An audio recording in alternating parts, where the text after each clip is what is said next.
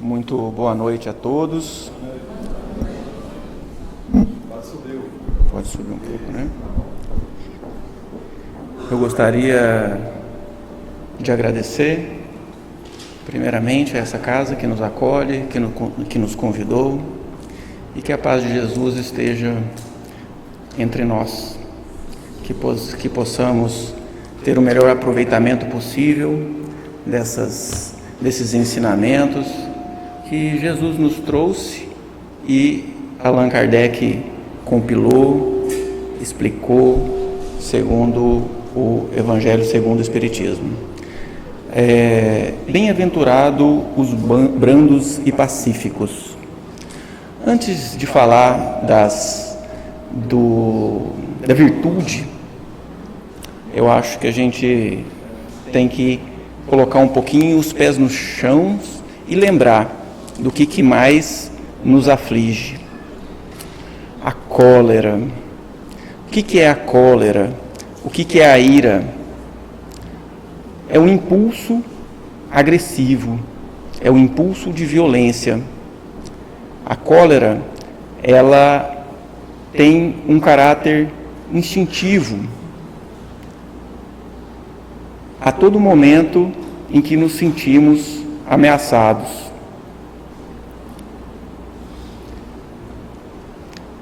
Primeiramente, considerando a índole do ser humano de um modo geral, nós concebemos que somos seres imortais.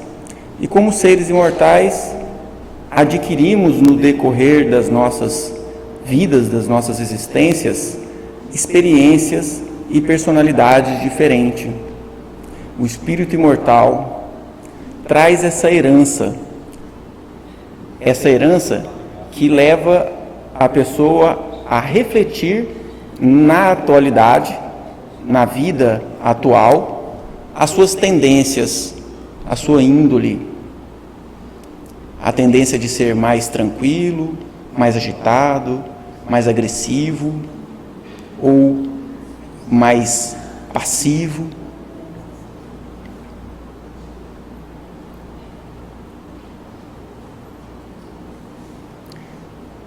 Dentro dessa formação da personalidade atual, nós temos o temperamento, que é a natureza emocional que nós trazemos, que, segundo a ciência, é herdada também geneticamente. E não é difícil de se reparar que os filhos trazem traços marcantes dos seus pais, além dessa herança das vidas anteriores, em que as experiências trouxeram reações que levam à formação dessa personalidade. Mas, porém, apesar dessa índole, desse temperamento, desse algo que vem de dentro, que vem do próprio espírito, que vem também do padrão genético que a pessoa manifesta, a gente tem o fator ambiental, a gente tem o mundo que acolhe essa criança. E isso é sempre um alerta muito importante aos pais que recebem esse espírito multimilenar com a grande possibilidade de formar para ele, de dar a ele um caráter. Através das experiências atuais, através do aprendizado em que essa criança, esse adolescente, esse jovem, esse adulto, ele vai recebendo durante a vida, ele vai formando a sua personalidade. Só que isso não é algo com início, meio e fim, é algo contínuo. No decorrer das encarnações, no decorrer de toda a nossa vida e no decorrer das nossas próximas existências, no decorrer da nossa vida, do nosso período intervidas, ou seja, no período em que estaremos no plano espiritual, todo esse aprendizado e esse caráter continua se formando e levará essa pessoa a manifestar na vida seguinte as suas facilidades e as suas dificuldades, as suas propensões, a arte, a música, a intelectualidade, a sensibilidade. Então, são características que a pessoa vai adquirindo no decorrer das suas existências. O corpo não dá, segundo o Evangelho, segundo o Espiritismo, no capítulo 9, o corpo não dá cólera àquele que não a tem, do mesmo modo que não dá os outros vícios. Todas as virtudes e todos os vícios são inerentes a esse espírito, são inerentes a essa personalidade, que é a mistura do espírito, da índole, com o aprendizado. Então, muitas pessoas, quando questionados em relação aos comportamentos intempestivos, aos comportamentos agressivos, quem de nós nunca perdeu a paciência no trânsito, no trabalho, muitas vezes? Buscamos cada vez mais controlar esse impulso, mas isso é um processo. Mas muitos de nós atribuem isso à carne. Ah, não, eu sou assim mesmo. Ah, eu tenho isso por dentro. Então, apesar da pessoa trazer uma índole que é derivada das existências anteriores, também, obviamente, paralelamente, manifestada nos seus padrões genéticos, apesar disso, a pessoa, o ser humano, o espírito, ele é moldável, ele é remodelável, no sentido de se melhorar. A violência, desde sempre, tem sido um meio utilizado pelo homem para o domínio, em dano para os mansos e cordados. A gente vai ver no decorrer dessa palestra que nós somos crianças, de certa forma, espirituais. Ainda estamos em um processo de aprendizado, de autoconhecimento, de entendimento maior das circunstâncias. Esse mesmo domínio, esse mesmo dano, ele pode ser interpretado de outra forma. Ele pode ser interpretado também como meio de evolução, como meio de elevação do espírito no decorrer da sua existência. O sofrimento, ele é essa ferramenta maravilhosa e tão difícil de ser aceita para o aprendizado de cada um de nós. Obviamente que temos o livre-arbítrio, temos a liberdade de escolher, temos a liberdade de ter o comportamento X ou o comportamento Y. E como usamos essa liberdade? O que acontece é que a providência divina, como muito grandiosa que é, dá-nos o resultado dos nossos comportamentos, com o objetivo de levar o ser humano a evoluir, a se melhorar. Então, todos nós temos um caminho evolutivo a percorrer. Toda vez que a gente sai dele um pouco, vem a mão do sofrimento e coloca a gente de volta no caminho. É uma interpretação extremamente funcional, que funciona, ou seja, aumenta a capacidade da gente se resignar, a nossa capacidade de resiliência. A evolução ancestral trouxe ao ser o instinto da autopreservação. Vejamos bem, quando somos ameaçados de alguma forma, instintivamente, como resquício da evolução animalizada do ser animal que ainda somos, apesar de hominal, viemos da animalidade, nós, nesse momento em que nos sentimos ameaçados, todo o nosso organismo, ele se prepara para uma reação de fuga ou luta, uma reação de briga. Então, aquele medo, na verdade, ele faz com que o organismo fisicamente e psiquicamente se prepare. Então, por exemplo, se eu estou ameaçado por um animal, por exemplo, por esse cachorro, naquele momento eu tenho uma descarga de adrenalina. Essa adrenalina é um hormônio, é um neurotransmissor responsável por essa reação. Então, a adrenalina ela aumenta a frequência cardíaca, a minha frequência cardíaca, possibilitando que esse coração leve mais oxigênio para o músculo, que vai ter que agir naquele momento. Aumenta a frequência respiratória, levando mais oxigênio também para o sangue, para a musculatura. Diminui a capacidade de concentração, porque eu não preciso, naquele momento de risco, me concentrar em nada especificamente, mas ao mesmo tempo aumenta a capacidade de atenção. Eu vejo várias coisas ao mesmo tempo, para estabelecer uma rota de fuga, um instrumento para me defender. Então o impulso, ele predomina sobre a razão naquele momento em que estamos sendo ameaçados. Muitas vezes ficamos pálidos, porque a circulação na pele diminui, priorizando a circulação no músculo que vai ter que trabalhar naquele momento. A musculatura fica hiperativada, então vem o tremor. Esse tremor, ele manifesta que o músculo quer trabalhar naquele momento. Se eu não luto ou se eu não fujo, ele vai ficar tremendo. E daí vem a ira, vem a raiva. O medo é a fonte da raiva. O medo gera a raiva e o impulso violento.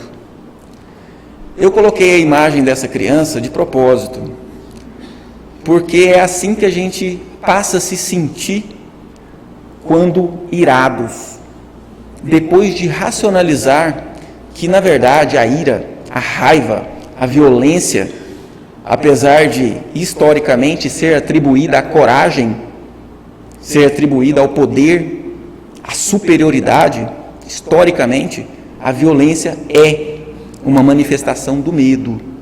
Nós nos reagimos violentamente, nós reagimos agressivamente quando somos ameaçados.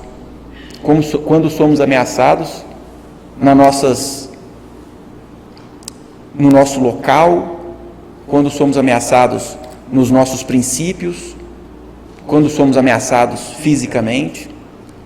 Se a gente observar a história de Paulo, de Tarso, o quanto ele era sóbrio, o quanto nada o abalava.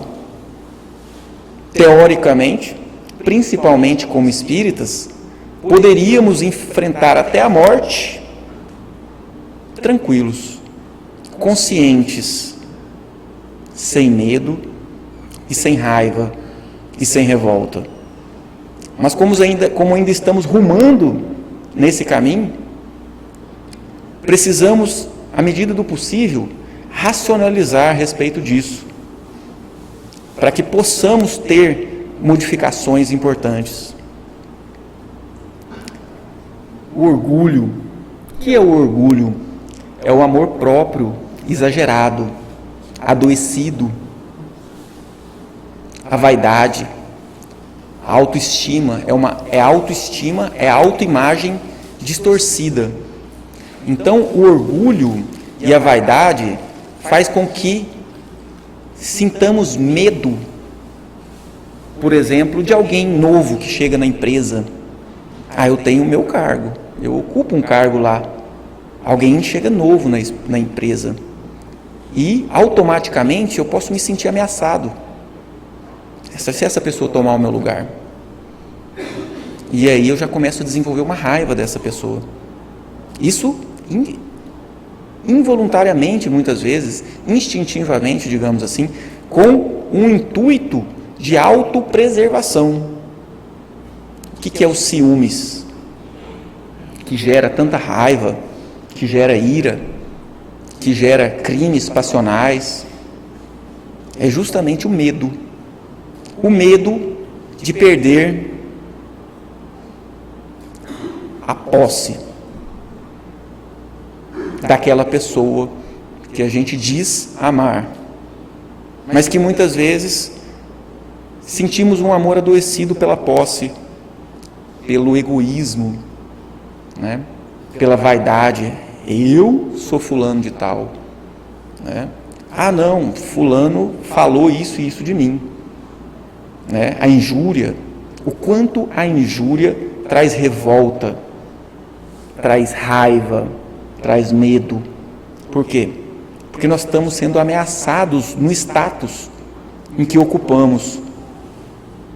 Eu sou isso, isso, isso. A fulano falou que eu sou aquilo, aquilo e aquilo. Meu Deus, que raiva desse fulano. Ou seja, para mim, deveria bastar,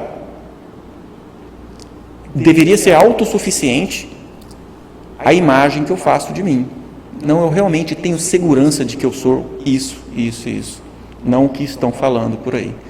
E isso traria para mim a sobriedade capaz de não me deixar reagir de forma violenta, agressiva, ansiosa para com essas pessoas que, por ignorância, ainda cometem esse tipo de delito. O egoísmo é o direito de posse equivocada, a luta pelo status a qualquer custo. O status no sentido de parecer ser, não de ser realmente. A imagem, a máscara que a gente veste.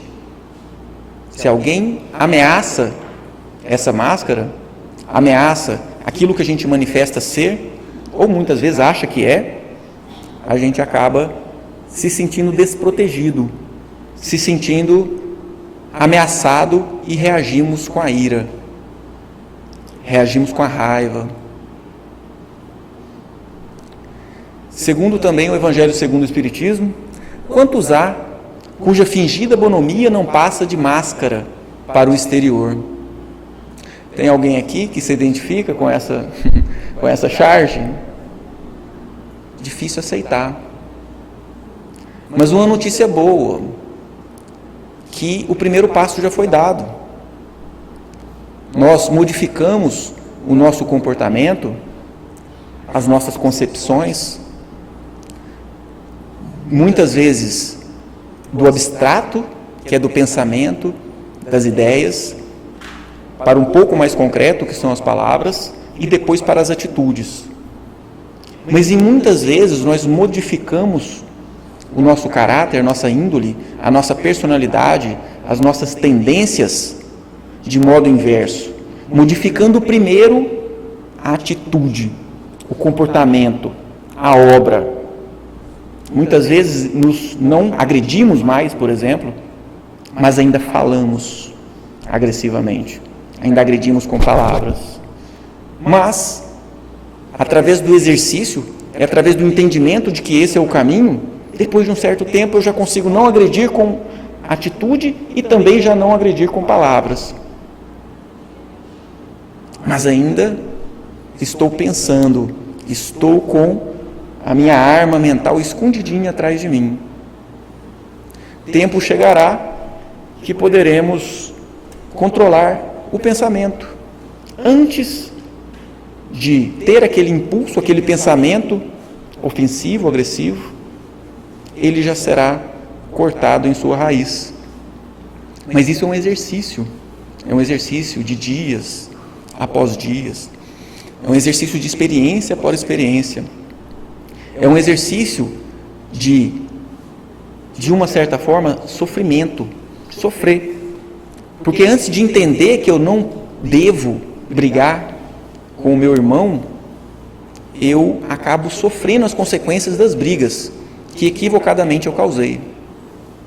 Antes de entender que eu tenho meu lugar na minha família, antes de aceitar de uma forma franca o amor da minha companheira, dos companheiros,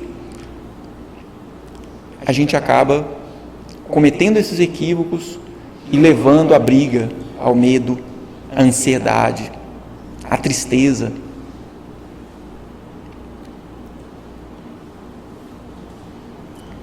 Mais do que provado, já está para a ciência, inclusive, para nós espíritas, um pouco antes já tínhamos essa notícia, de que a ira, a raiva, o medo, a ansiedade, a depressão e todos os outros sentimentos ruins nos causam adoecimento.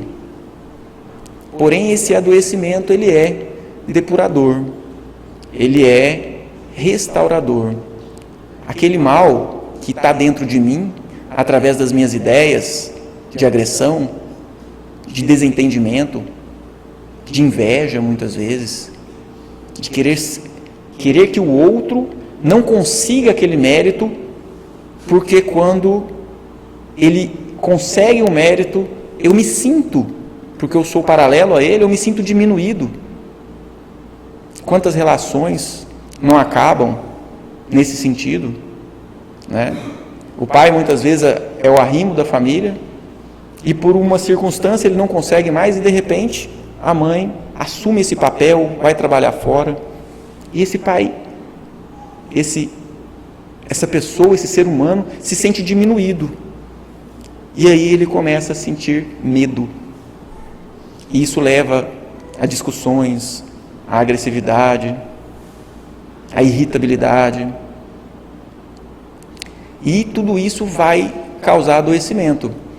Inclusive, não só o adoecimento da mente, através da depressão, através da ansiedade, dos transtornos, de pânico, que hoje em dia são doenças bastante comuns, epidêmicas, diríamos, mas doenças orgânicas, câncer, gastrite, hipertensão, diabetes. Quantas pessoas eu conheço na nossa prática clínica que trata uma depressão, uma ansiedade e de repente a pressão melhora, a pressão arterial melhora. Tomava um monte de remédio para pressão, para hipertensão arterial e não controlava. E logo após fazer uma psicoterapia, aderir a um bom vínculo religioso, fazer prática de atividade física, muitas vezes alguns necessitam tomar medicação, e aí aquela ansiedade, aquele temor, aquela tristeza, aquela depressão passa e a doença orgânica passa junto.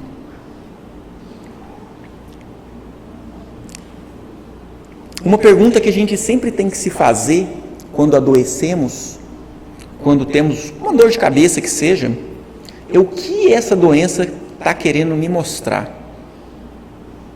O que?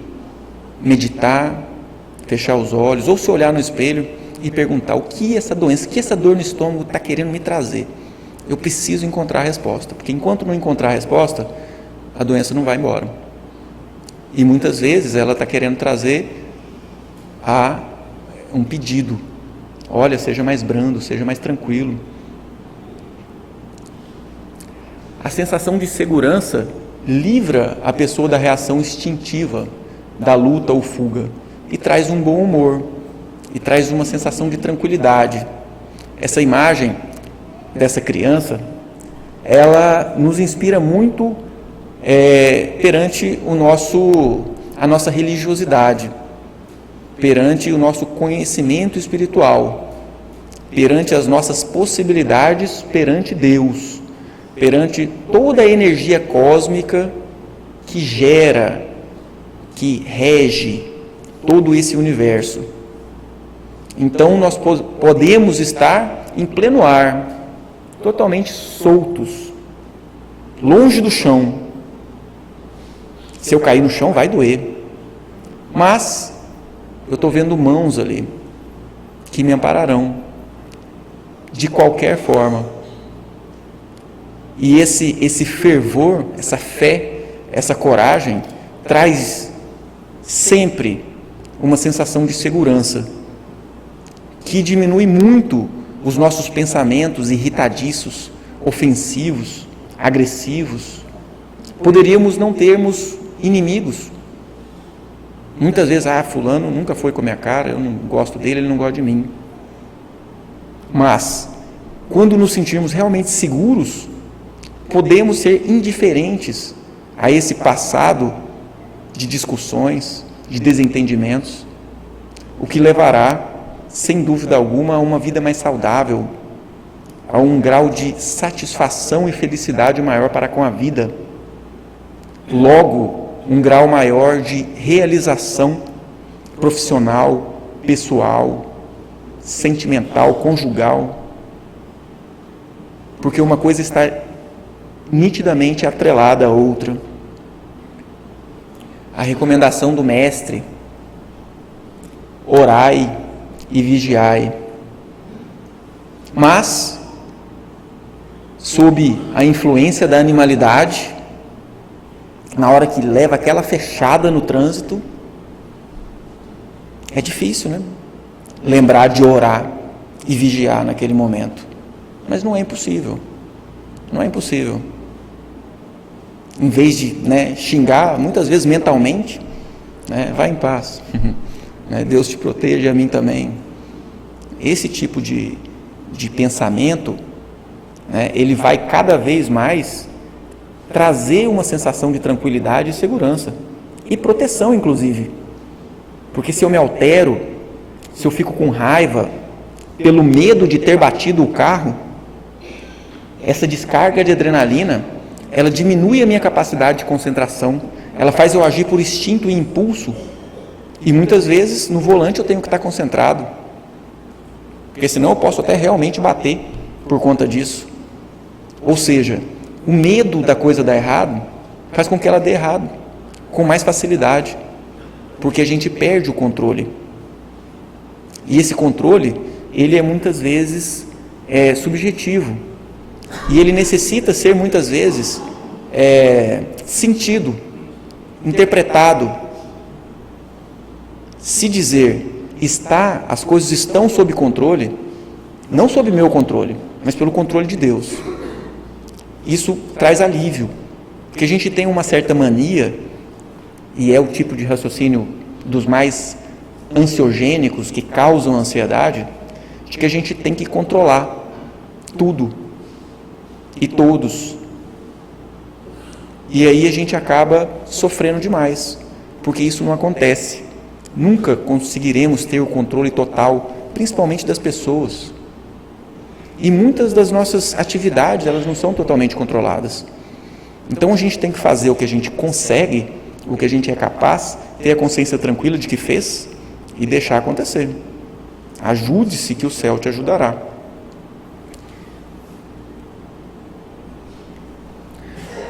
A obediência também do Evangelho segundo o Espiritismo, do capítulo 9, a obediência é o consentimento da razão e a resignação é o consentimento do coração. Olha como é diferente. Uma coisa é eu tolerar o meu chefe mal-humorado, muitas vezes cometendo algumas injustiças, porque ele pode me despedir e eu posso não ter mais emprego, eu posso não pagar as minhas contas. Ou seja, eu estou tolerando, eu estou obedecendo pela razão. Mas outra coisa é a resignação, em que além de não revidar essa agressão, eu entender que eu preciso aceitá-la, que eu preciso não sentir ódio, raiva da pessoa que me agride, porque ele está equivocado, ele está adoecido. Essa figura, ela justamente mostra que cada um de nós temos a nossa cruz. Ninguém está sem cruz. E aceitá-la faz com que ela fique mais leve. Porque quanto mais a gente se revolta, esperneia e briga, esse sofrimento ele fica maior. Mas também a gente tem o alívio, a boa nova, as mensagens de Jesus, nos dizendo que um dia a gente vai largar essa cruz, que o sofrimento que ainda assola a terra como um todo, ele vai embora, e poderemos ser mais felizes, poderemos ter uma caminhada mais tranquila, mais calma, mais serena, mais feliz. Mas para isso a gente tem que andar, e tem que andar com a cruz nas costas, porque se a gente olha lá para frente e não vê perspectiva de melhoras, isso acontece muito de quem não tem um bom vínculo religioso e pensa que tudo está acabado, a vida é ruim, fulano também não presta, e aí vai aquela coisa, aquele negativismo envolve aquela pessoa, ela não consegue carregar sua cruz. Por quê? Porque ela não tem perspectiva. Eu estou com um sofrimento, estou carregando uma cruz, se eu acho que eu nunca vou largá-la, que a vida não tem solução, eu vou deitar ali mesmo, eu não vou carregar. Para que eu vou carregar uma coisa que eu nunca vou largar?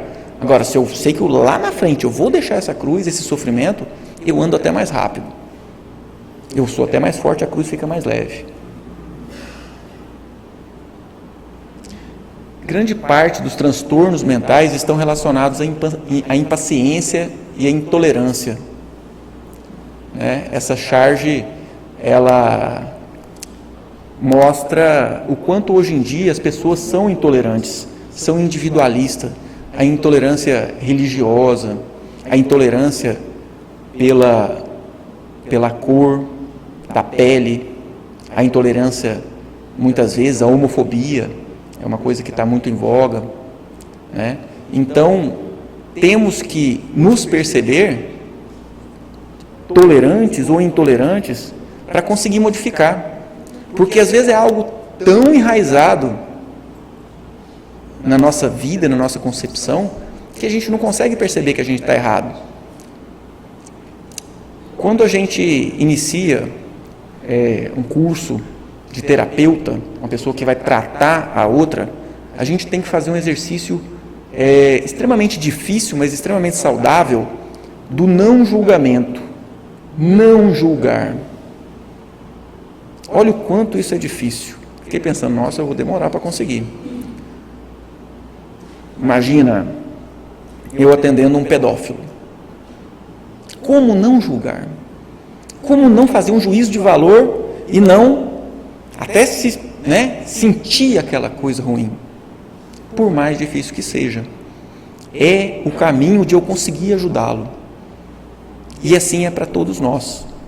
Não julgar as outras pessoas e ter olhos mais para um auto-julgamento, para uma autoavaliação, é um segredo é um segredo não, é uma coisa muito falada, mas é uma coisa difícil de conseguir, mas é uma orientação de Jesus, que se a gente conseguir seguir, a gente tem metade dos nossos problemas fora, longe. Cada provação determina a nossa evolução, né? Todos nós, principalmente quando adentramos a seara espírita, lemos aqueles livros, daquelas colônias maravilhosas, daquelas entidades luminosas, lindas, bonitas, né? Todos nós imaginamos, nossa, eu quero ser assim, nossa, eu vou conseguir, né? Mas a gente esquece que para isso a gente tem que trilhar um caminho muitas vezes de sofrimento, de dor, de dificuldade, de feiura antes da beleza.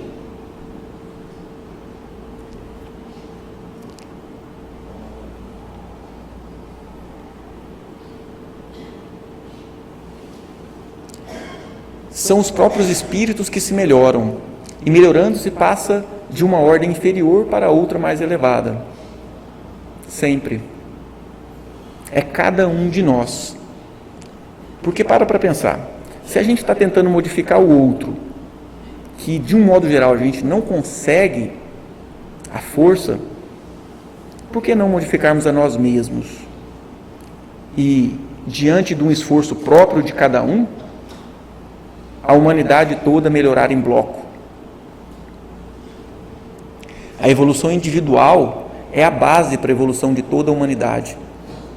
É a base para a evolução, o autoentendimento, o entendimento de uma pessoa com outra pessoa, é a base para o entendimento de uma família inteira, de um bairro inteiro, de uma sociedade inteira, de um país inteiro, de um planeta inteiro.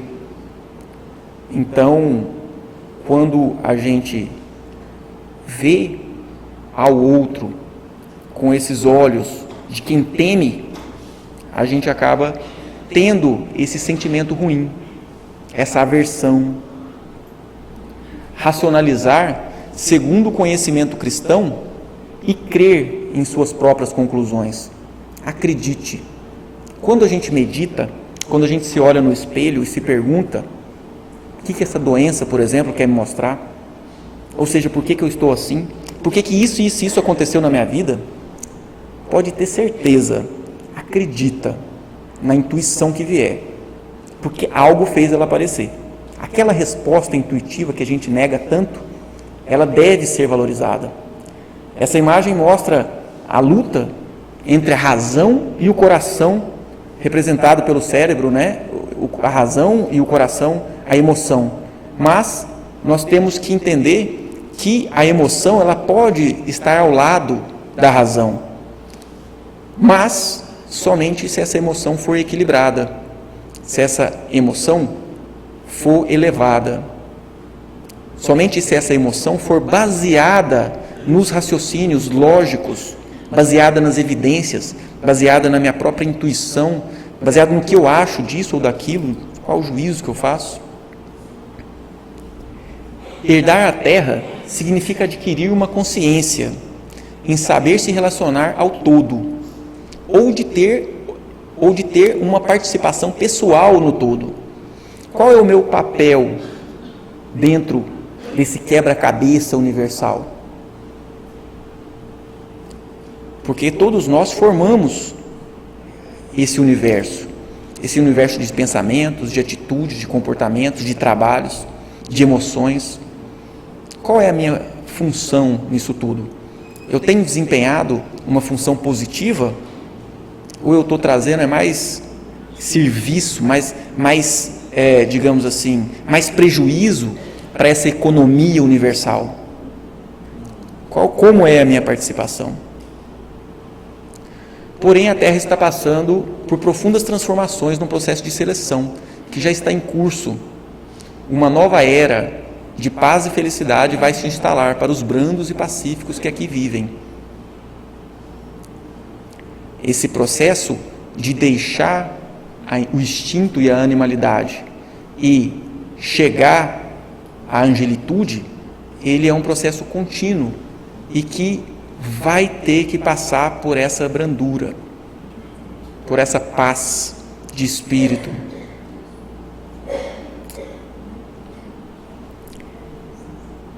O caminho, a verdade e a vida que Jesus nos propôs, ela passa por esse tema, que é fundamental que nós analisemos dia após dia, que cada um de nós vamos para nossas casas hoje pensando, o que me deixa irado?